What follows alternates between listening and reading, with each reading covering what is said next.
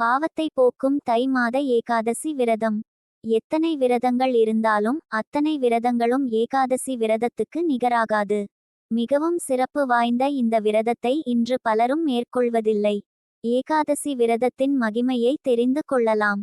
ஏகாதசி நாளில் விரதம் இருந்து 4000 திவ்ய பிரபந்தம் முதலான பாடல்களை பாடி துளசி தீர்த்தம் பருகி மகாவிஷ்ணுவை ஆராதிப்பது மிகுந்த பலன்களை வாரி வழங்கும் என்பது ஐதீகம்.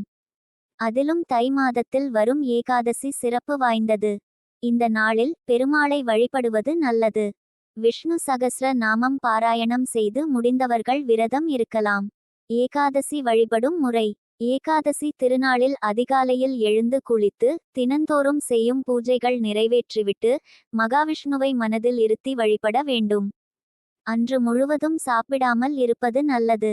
தேவைப்படும்போது மட்டும் தண்ணீர் குடிக்கலாம். இந்த சபலா ஏகாதசி ஜனவரி மாத தேய்பிறையில் தோன்றுகிறது. இந்த ஏகாதசியின் பெருமைகளை பற்றி பிரம்மாண்ட புராணத்தில் பகவான் கிருஷ்ணருக்கும் மகாராஜா யுதிஷ்டிரருக்கும் இடையிலான உரையாடலில் விவரிக்கப்பட்டுள்ளது. மகாராஜா யுதிஷ்டிரர் கேட்டார், ஓ கிருஷ்ணா, மார்கழி மாத டிசம்பர் ஜனவரி தேய்பிறையில் தோன்றக்கூடிய ஏகாதசியின் பெயர் என்ன? மற்றும் அதனை எவ்வாறு அனுஷ்டிக்க வேண்டும் என்பதை எனக்கு விவரமாக கூறுங்கள். பகவான் கிருஷ்ணர் பதிலளித்தார், பரத வம்சத்தில் சிறந்தோனே, பாம்புகளின் ஆதிசேஷன் எவ்வாறு சிறந்ததோ, பறவைகளில் கருடன் எவ்வாறு சிறந்ததோ, யாகங்களில் எவ்வாறு அஸ்வமேத யாகம் சிறந்ததோ, நதிகளில் கங்கை எவ்வாறு சிறந்ததோ, அனைத்து தேவர்களிலும் விஷ்ணு எவ்வாறு சிறந்தவரோ, மற்றும் மனிதர்களில் அந்தணர்கள் எவ்வாறு சிறந்தவர்களோ அவ்வாறே அனைத்து விரதங்களிலும் ஏகாதசி விரதம் மிகச் சிறந்தது. ஓ மன்னர்களில் சிறந்தோனே, யாரொருவர் ஏகாதசியை அனுஷ்டிக்கிறாரோ அவர் எனக்கு மிகவும் பிரியமானவர். 5000 ஆண்டுகள் தவம் மேற்கொள்வதால் அடையும் புண்ணிய பலனை ஒருவர் ஏகாதசி விரதத்தை அனுஷ்டிப்பதாலாயே எளிதில் அடைவார். முன்பு ஒரு காலத்தில் மகிஸ்மதா என்ற ஒரு புகழ் பெற்ற மன்னர் சம்பவதி என்ற நகரில் வாழ்ந்து வந்தார். அவருக்கு 4 மகன்கள் இருந்தனர். அவர்களில் மூத்த மகனான லும்பகா பெரும்பாவியாக இருந்தான். அவன் அந்தணர்களையும் வைணவர்களையும் தேவர்களையும் நிந்தித்துக் கொண்டிருந்தான். அவன் சூதாட்டத்திலும் விபச்சாரத்திலும் அதிக அளவில் ஈடுபட்டிருந்தான். அதனால் தன் தந்தையான மகிஸ்மதா மன்னர் அவனை நாட்டை விட்டு வெளியேற்றினார். வெளியேற்றப்பட்ட லும்பகா காட்டில் வாழ்ந்தான்.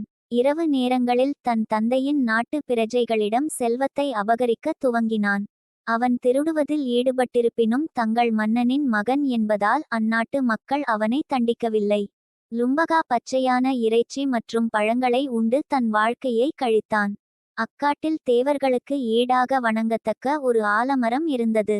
லும்பகா சில நாட்கள் அம்மரத்தடியில் வாழ்ந்தான். லும்பகா இவ்வாறு வாழ்ந்து கொண்டிருக்கையில் தற்செயலாக இந்த சபலா ஏகாதசி நிகழ்ந்தது. லும்பகா மெலிந்து மிகவும் சோர்வடைந்தான். ஏகாதசியின் முன்தினத்தன்று உணர்விழந்தான். ஏகாதசியன்று நடுப்பகலில் மீண்டும் உணர்வு பெற்றான். மிகுந்த பசியால் பாதிக்கப்பட்டு சோர்வடைந்ததால் அன்றைய தினம் லும்பகாவால் எந்த ஒரு விலங்கையும் கொல்ல முடியவில்லை. அதனால் சில பழங்களை சேகரித்து அவற்றை பகவான் விஷ்ணுவிற்கு சமர்ப்பித்தான். அந்நேரம் சூரியனும் மறைந்தது. லும்பகா அன்று இரவு முழுவதும் விழித்திருந்தான். உண்ணாவிரதம் இருந்து இரவு விழித்திருந்ததால் லும்பகா தன்னையறியாமலே சபலா ஏகாதசியை அனுஷ்டித்தான். லும்பகாவின் இந்த ஏகாதசி விரதத்தை பகவான் மதுசூதனர் ஏற்றுக்கொண்டார். இந்த ஏகாதசியை அனுஷ்டித்ததன் விளைவாக லும்பகா ஒரு செல்வம் மிக்க நாட்டை பெற்றார். மறுநாள் காலையில் ஒரு தெய்வீக குதிரையும் லும்பகாவின் முன் தோன்றியது. அவ்வேளையில் வானத்திலிருந்து ஒரு ஓசை வந்தது. ஓ இளவரசனே, பகவான் மதுசூதனரின் கருணையாலும் சபலா ஏகாதசியை அனுஷ்டித்ததன் பலனாகவும் நீ ஒரு ராஜ்யத்தை பெறுவாய். நீ எந்தவொரு சிரமமின்றி அதனை ஆள்வாய். உன் தந்தையிடம் திரும்பிச் சென்று ராஜ்யத்தை அனுபவிப்பாயாக. இந்த அறிவுரை கேட்ப லும்பகா தன் தந்தையிடம் திரும்பிச் சென்று நாட்டை ஆளும் பொறுப்பை ஏற்றுக்கொண்டான். அதன் பிறகு லும்பகா அழகிய மனைவியையும் நல்ல மகன்களையும் பெற்றார். இவ்வாறாக லும்பகா மகிழ்ச்சியுடன் நாட்டை ஆண்டு வந்தார். சபலா ஏகாதசி விரதத்தை அனுஷ்டிப்பதால் ஒருவர் இப்பிறவியில் புகழ் அடைந்து அடுத்த பிறவியில் முக்தி அடைவார். இந்த ஏகாதசியை அனுஷ்டிப்பதால் ஒருவர் அஸ்வமேத யாகத்தின் பலனை அடைவார்.